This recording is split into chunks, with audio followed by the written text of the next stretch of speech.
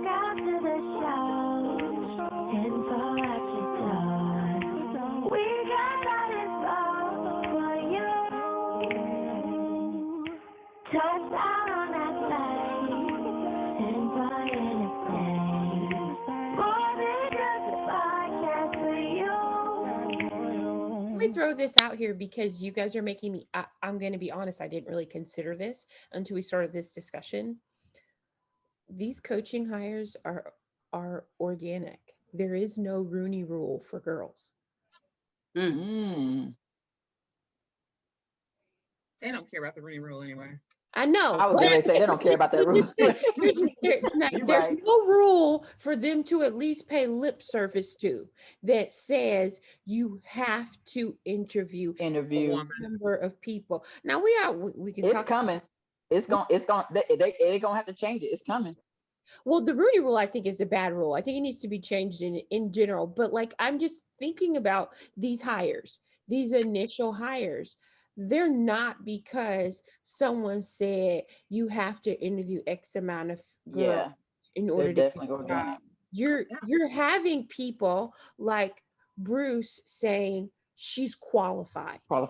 And I am hiring her because she's qualified. And someone told me, I don't even know who I got this from, but I believe it. They say you just need one. You just need one person to believe in you and give you a chance. And for good or for bad, I believe that Bruce Arians is the one for women in the NFL of this age. Because I'm just going to throw this out here, y'all. Listen, if you're young listeners, you may not know who Amy Trask is, but way back in the day, Al Davis gave Amy Trask the opportunity at the Raiders, and she was actually running that team, and Al was the first one to put a black coach in the league. He was very much a rebel, and I just think about. I love Amy Trask. I just love her. I follow her on social media. I just think she's amazing. She's a great football mind. I don't understand why somebody hasn't made her a GM of like, hello, Washington. But I digress. But I just think about, Al Davis was the one who gave her a chance, and that was it. Like, there's, minority owners, but you don't really hear from them. But it just takes one, and it's the one, because it is very, very awesome to me that you have highly qualified females in coaching positions, and it's organic. It's not because there's a rule in place that says the NFL has to. And how do we make that, whatever this is, can it be replicated? Because, tangent, the Rooney Rule sucks.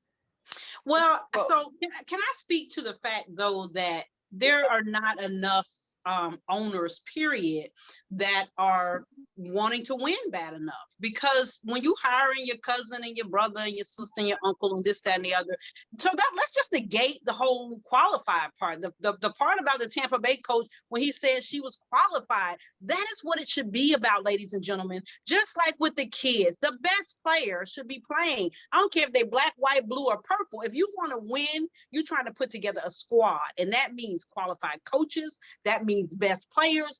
I don't care what they look like. If somebody gets beat out, I don't care if he's a veteran. Carson Wentz, I don't care if he's, I want to be traded, this, that, and the other. Bye. Because there's somebody waiting to take your spot. And so until teams, coaches, players, owners, everybody is on the same page about putting the right people that are qualified in the right positions, that's why you get the debacle that you get. You get teams that are stacked and they can't even win, i.e. the Atlanta Falcons. Like, who did they not have on the Atlanta Falcons? And they still couldn't put together a win. Like, seriously. Julio and Calvin. I'm just. Come on. Like, how do you not win? Come on. No, you know what, though? Because they wanted to stick with Matt Ryan, who they paid, but he couldn't get the job done. If you can't get the job done, I'm putting you on the bench. I'm done with you. Bye.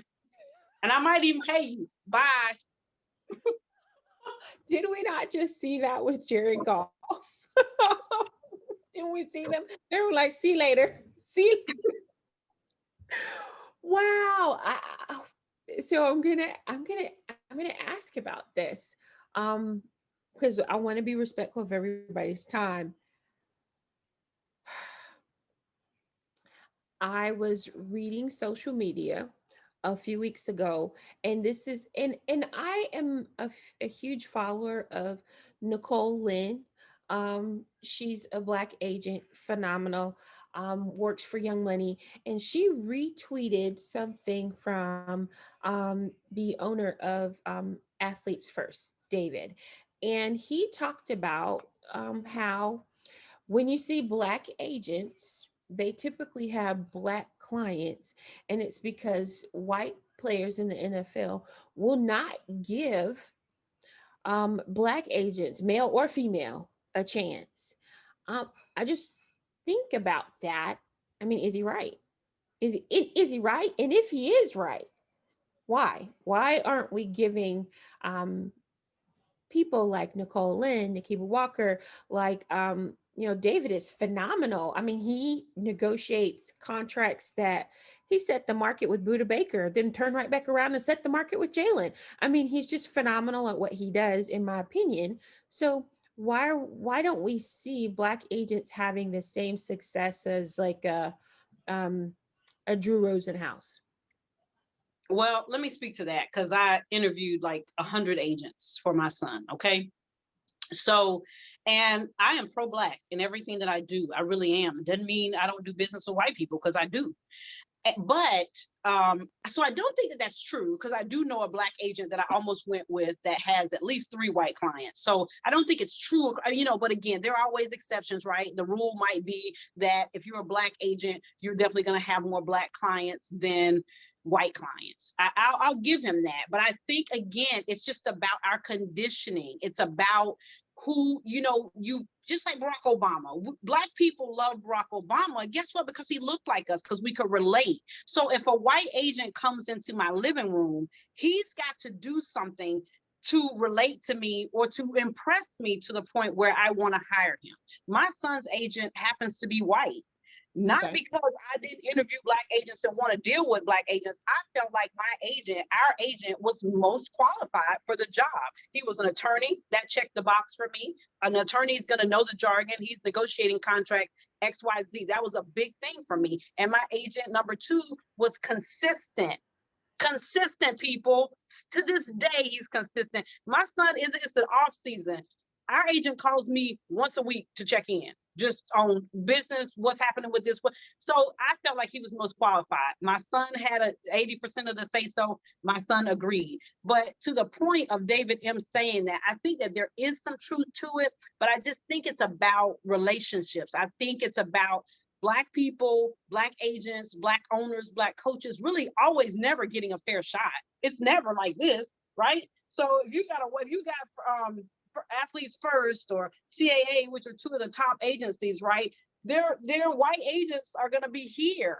And then if a Black agent comes into your room that can't offer you here, it's about qualification. And it's definitely not that Black agents aren't qualified, but it's that Black agents are chomping at the bit to try to get to some of these places that CAA is already at. Like, the reason there are percentages as far as contracts go is because of CAA. CAA they started telling their clients a few years back that we're not even going to charge you a fee for your first year. Who can do that? Because they have everybody. They have all the top guys. They have a number of first rounders. So the leverage. So it's about leveraging. Okay. So if you're a Black agent, which is one of the top Black agents that I interviewed, he was a young guy. He was very articulate. He is on his grind. I still follow him to a certain degree, but at the same time, for my son, I wanted experience. My agent had 19 years experience when we hired him, and this young man maybe had 4. So it's leveraging. It's not having a even playing field. And this is not an excuse. It's facts. So I think that David M can say that, and there probably is some truth to it, but it doesn't mean that Black agents can't do the same thing that some of these white agents can do. It's just about relationships. So as a white person, white people tend to do business with white people.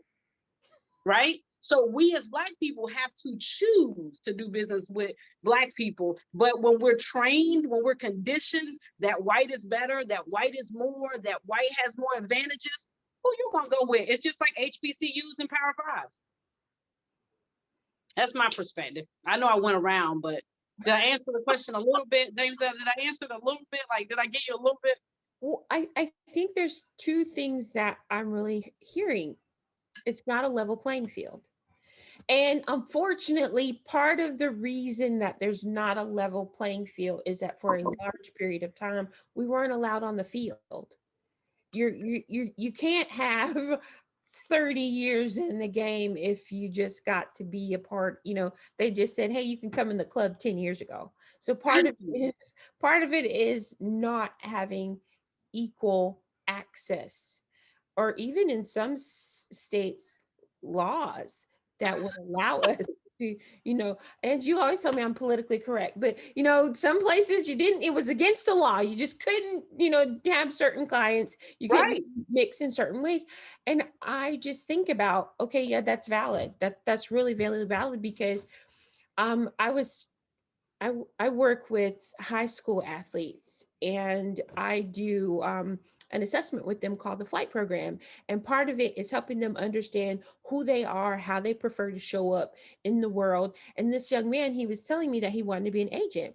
And we were kind of talking through how he prefers to show up in the world. And he's really very reserved. And I know that attorneys cannot advertise specifically.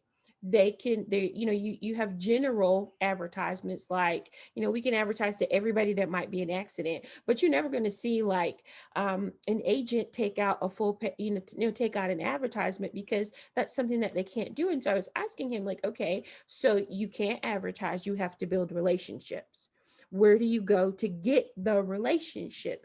And you're making me think through the conversation that I had with him, because we were looking at his gifts and his talents and his abilities, saying, okay, the way that you're gifted, are you an extrovert? Do you have the skill set that you're going to consistently reach out to people? Do they energize you? Are you an outward person in that regard? We decided that he was not. There's systems that you can put around you, but like for him, that's not his character.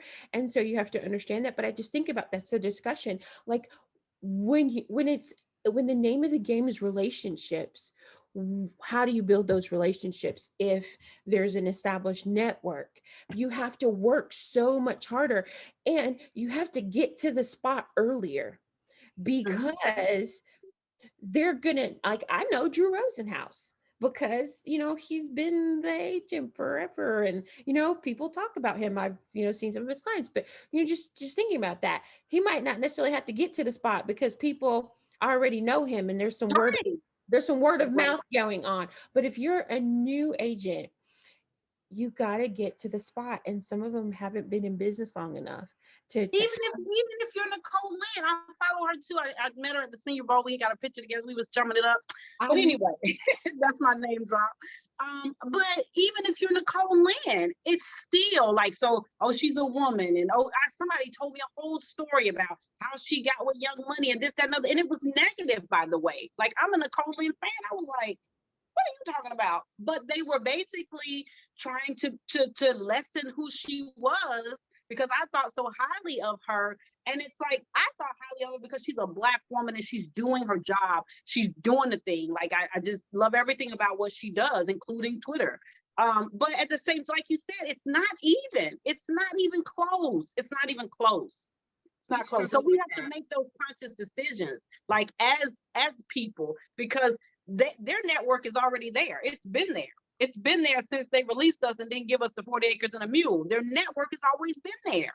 And so we don't even have a network, really. Let's start there. We don't even have one. And then when we try to get one, you got somebody over here talking about, oh, well, I wouldn't do business with them because, so that's what we're up against, like as Black professionals, coaches, business people, agents, whoever.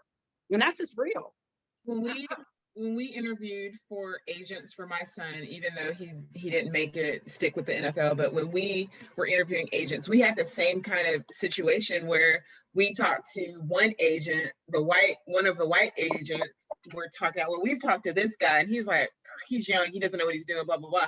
And he's talking about the young Black guy and telling us he's not going to be able to help you because he doesn't have this network, he doesn't have this, he doesn't have that. So, we're going back and forth trying to figure out who's the right guy for us. So I absolutely agree with you. The young guys, especially the younger Black guys, are fighting a battle just trying to get their foot in the door in some cases. And then you've got these white, older, established agents just knocking them down at the knee every time they try to get in there. Or It's buying that them same out. glass ceiling that women have. That's what they're doing. That's exactly what they're It's doing. that same glass ceiling that women have. You buying them out? Is that a thing? That is Oh, the yeah, thing. yeah. Oh yeah, one of the guys They're merging. They're merging. One of the guys I was gonna go with, like he was down neck and neck. But I'm gonna tell you what happened. And I'm just being honest with you. He was a solo guy, but he had gone with a larger firm, and I really liked the larger firm. But when they started talking semantics, they started talking like pennies and this, that, and the other. And it was a couple of the other guys that didn't look like him. And he looked like me. And so I was like, oh, okay, well, you out the door because they done blew it for you. Like, I liked you. I liked everything about you. I liked your tenacity. I felt like you was going to work for my son because he would have been my son's agent. But he was like, I was solo, but it's so hard out here being solo. I joined with them. Oh. Right. So when they find somebody that's good, they will bring them on into their fold, and it's a win for them because now they don't have to struggle. They're getting paid anyway, and then they still get whatever they're going to get when they get signed certain individuals. So, yep. I did not know that was a thing. Y'all heard it here on our show. Absolutely. I didn't know that was a thing. Wow. Things you learn. I feel like even for my high school moms, I need to come up with an agent checklist. I feel like that they should start learning early. What are the things that you should look for? Because I need to know this information. So Angela and I'm gonna be following y'all on social media. Absolutely. I'm gonna be hounding y'all on social media. We about to be BFFs. they're both gonna be at High School Football Mom 101. They're both gonna be there. They're both going to be there. And I don't mind helping anybody. I really, because I don't want people to have to struggle to know. So like it was kids that were coming out with my son. Like we had started interviewing agents like the summer before his senior year. And some people even the end of his junior year. But I don't want people to struggle. And I don't have all the answers, but I definitely could, hit you up with some, because I was hard on everybody. Nobody get no smile until it was a couple of meetings on down the line. Cause I was looking for consistency. Everybody has a dream. They're going to, your baby, for parents that are watching this, they're a paycheck, they're a commodity at this point. And so everybody's looking at them like dollar signs, what can I make? What can I get? How can I? And so they come in your living room, they lie, they come in your living room, they sell you this dream about this, that, and the other. One thing that I tell people all the time now, my son is a corner. And Jalen Ramsey is one of the top corners in the league. Like, and I guess somebody could argue that or whatever, but he is at this point, right? He just got paid. Mm-hmm. And so how many commercials have you seen Jalen Ramsey on? Not many, right? That doesn't mean Jalen isn't getting his money. That doesn't mean he's not getting endorsements, getting what he wants. But when somebody comes in your living room and tell you that they about to get this and this and this for your son, you got to know the position. Who do you see on TV though? You see those QBs, don't you? You know about what's my boy from Kansas City? His hair, he got Head and Shoulders. He got State Farm. He got this. He got that. You see Baker Mayfield all over everything. You see the quarterbacks. So if somebody comes in your living room and they telling you they're gonna have your son on a commercial, and he's a D lineman, they lying. But I think that now this goes to something Terri, I talked to you guys about this, me money versus we money. when our kids are going into professional spaces, they're looking for we money, the money from endorsements, and we're not teaching them how to leverage who they are truly as a brand for me money, money that actually doesn't go away depending upon what some company in the world wants to offer. I will say this, if you look at Jalen, he has streams of me money. He has his contract. No, and that was definitely not a shot No, at him. no, I'm not saying that was like a dig at Jalen. Yeah. But that's something that we don't really teach our kids about. And that's something that I've been talking to my high school moms about, because this is totally not like this is not pertinent, not a part of our discussion today. We're going to have this discussion later, but name, image, and likeness is going to change the world for everybody. Absolutely. And it's super important that kids understand the difference between we money when you partner with somebody, and me money can be taken away from you if you don't act right. But That's right. we money, the money that you develop yourself as a brand, which we're not taught to even go after, that money, it don't go nowhere, because you always gonna be who you are. You're always your brand. And when I look at people in conversations, it's like the conversation is consistently about, well, how much we money can you get me? How can you like, because I know what you're talking about, because like Quinnen Williams. a Tide commercial, and people say linemen can't get premier endorsements. And so Nicole Lynn, if you're listening to our show, baby girl, fabulous job. Kudos. Absolutely. And that's so true. But you're absolutely right, Jamesetta. But a lot of times they come in there knowing that you don't know.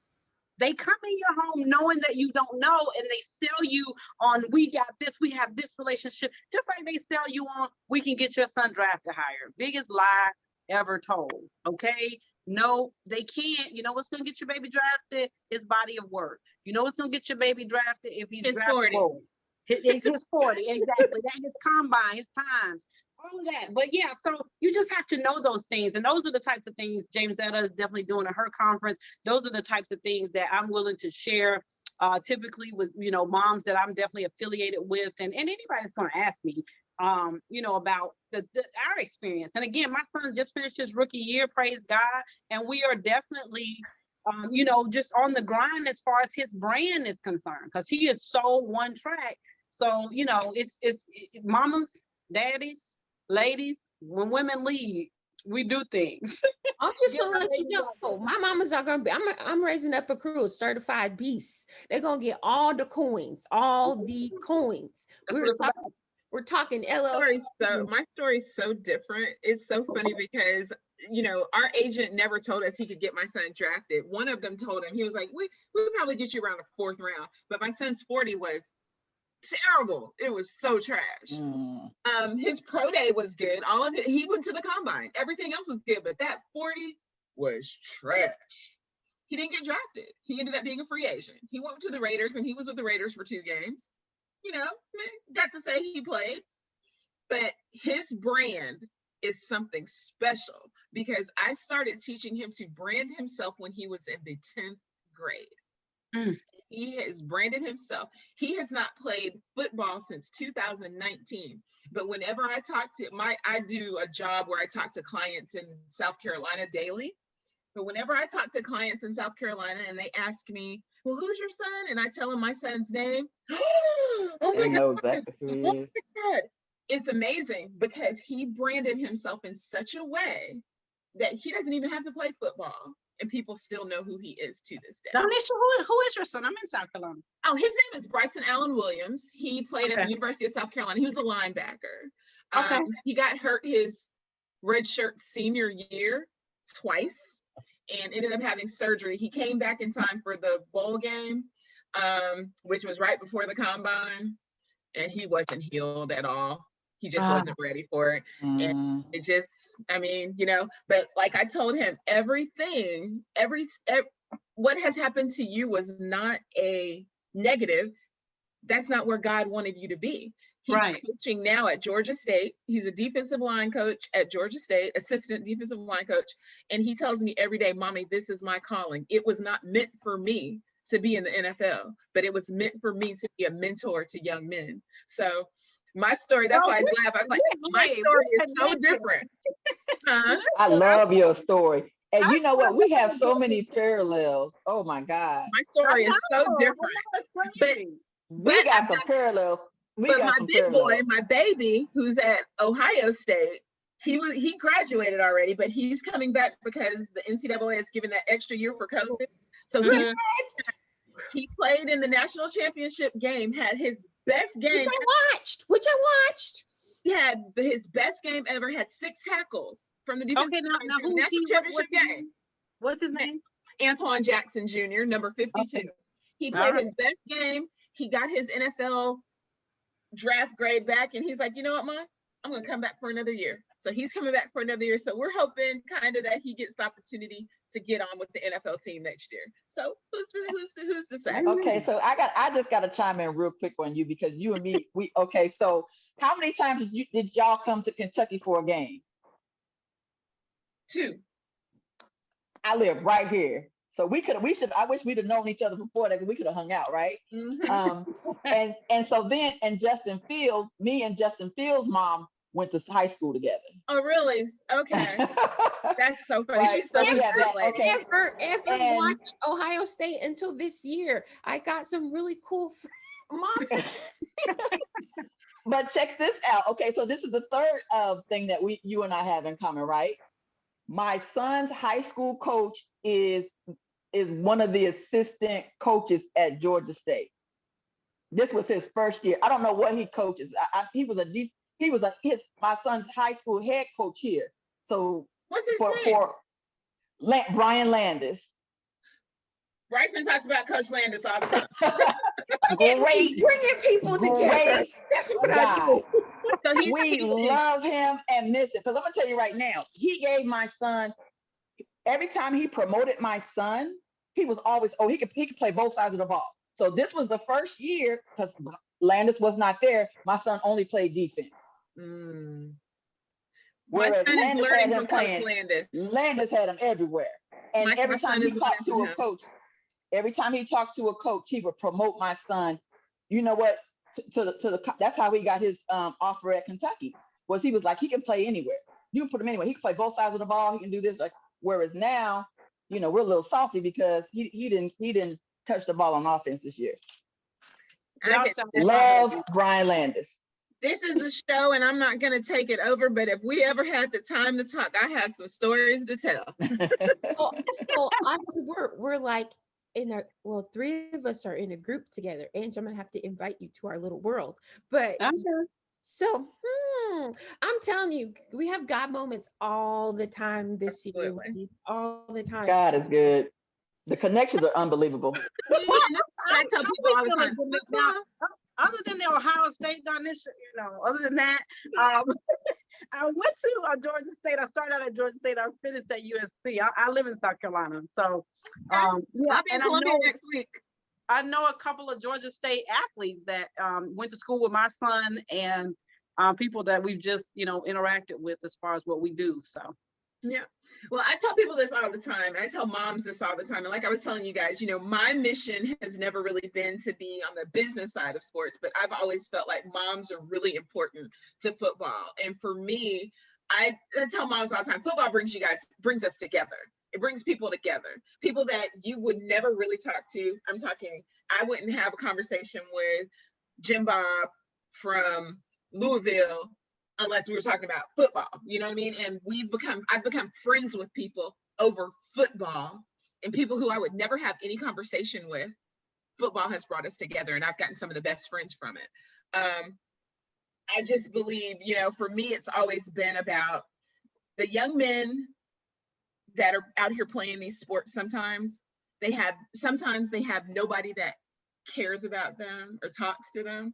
And for me as a team mom, it was always my mission that after every practice, I would stand down there by the locker room and I'd speak to everyone. And this is when they were in high school, but I'd call each one of those young men by their name as they were walking into the locker room to change before they go home, because that might be the only time they heard their name called that day where somebody wasn't screaming or yelling at them. And so it's always been my mission to just love on them, because somebody has to love them. And that's what my goal has always been. And to teach moms and dads to be there for the entire team and not just your boy. There's other boys that need you too. But that's awesome. That's like good. super needed. I remember, so if I sound like a cheerleader, I was. But when my son was at Air Force, his first year, I was loud. I ain't even met. That's my baby. We proud. First time, first officer in our family, first academy attendee. We were excited, and I will never forget this. My child was looking like, "Why is my mom so loud? Why can everybody hear her?" And one of his coaches, said, I coached at Florida, and you should never tell your mom to be quiet. You should never feel any kind of embarrassment, because there are boys playing at Florida and their parents never got to come see them play.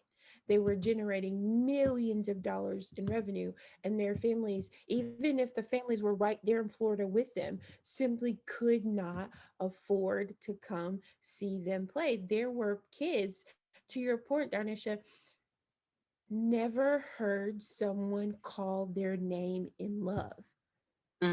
Ever. That's so important. And it was awesome for me, because I was loud and I'm still going to be loud. And you know what? But he stopped looking at me funny. He was like, "Yeah, it's just my mom. She's just loud like that." That's how Bryson looks at me. He's just like, people be like, "Oh my God, how's your mom?" And he's like, "She's still the same." And Twitter, I was really active, and I'm very active on Twitter, and I tweet, and I've got a pretty good little following of people that know who I am. I have my moniker was Sports Mommy 74, so people know me as Sports Mommy. They'll be like, "How you don't mind your mom saying whatever?" He's like, "That's my mom. She's gonna say what she wants to say. She's a grown woman. She's not gonna ever disrespect me or embarrass me." He was like, "But she's grown and she's gonna say what she wants to say." And it got to be that way. And so now that you've got young men playing for this team, that team, they all still call me Mama, Mama D, Mama D. Oh my God! I get hugs, I get kisses. Sometimes they DM me. I'll DM them and say, "You had a good game today." Some of them are in the NFL and top players in the NFL, and I'm saying, "Oh my God, you had a really good game today." And I'll be like, "Mama D, how you been? I love you. I'm glad you watched." But those are the kind of things that I've always done and built relationships with them, because they need people. Well, you know what? And this is a show about sports women, right? And I think that, really, like that it just solidifies the fact that we as women, whether we're moms, coaches, strength and conditioning coaches, whatever we are, there's a place for us. There's a place for us. It's a need. I mean, because I feel like I was the same mom. I had moms at Notre Dame that when I left, they were like, "Oh, I miss you. Everybody's not as friendly as you." And I'm like, you know what? I'm just trying to be me. I'm definitely trying to bring people with me. I'm trying to unite women in particularly, because we as women, y'all, and it ain't even about the skin color, but in particularly, we as Black women, we have got to do better bringing our sister with us. We've got to do better encouraging our sister. And just like you said, Darnisha, encouraging these babies. I know moms that couldn't attend games. I know moms that couldn't go to South Bend. And I'm telling you, I probably missed about 4 games. My husband was like, "My wife, she going. I'm gonna go to work. She going." And I was gonna go because that was my baby. He was 10 hours away from me. But at the same time, what a blessing it was to be able to love on other young men while I was there, to be able to create relationships and bonds with moms that, like y'all said, now we are like this, that they're calling me now going, "Hey, what should we do about this? This just happened." So I just think that this just solidifies that we need to have more conversations like this about what women are doing in sports, because you don't have to have a title. You don't even have to have a title to be impactful. You don't have to, somebody doesn't have to know your name for you to be living out your purpose and doing what God has placed inside of you. So, I agree. Kudos, Jamesetta, for putting this together. I agree. I'm going to thank you guys for being a part of the discussion. Y'all know I have a heart for moms. I own Sports Mom University. I believe in my whole heart that women are the linchpin. Coaches change, sports change teams change, but the one person who holds it all together is the Mhm. mom. And I don't know if you guys don't know what a linchpin is, but if you look at the middle of the tire, the little round piece that holds it all together, and if you take the linchpin off, the whole axle falls off the car. That is my firm belief what we are to our children. And nobody can be our kids' linchpin, their advocate, better than we can. We don't have to have a title. We really don't. We just have to show up authentically in our spaces, whether that is the strength and conditioning coach, whether it's the kicker, whether it's the receiver or the DB, whether it's the coach, whether it is the mom who lets them know that they're more than just commodities, that they're people with hearts and they matter and they deserve to be loved because they're human. They're more than football players. Or it's the women's advocate who breaks open doors and smashes glass ceilings on our behalf. I'm so honored that you guys joined me today. I'm going to say thank you guys another edition of for tuning in to another edition of the Tim for YouTube show. This was the Women in Sports edition, and I have gotten so much out of this episode. We will see you guys next week.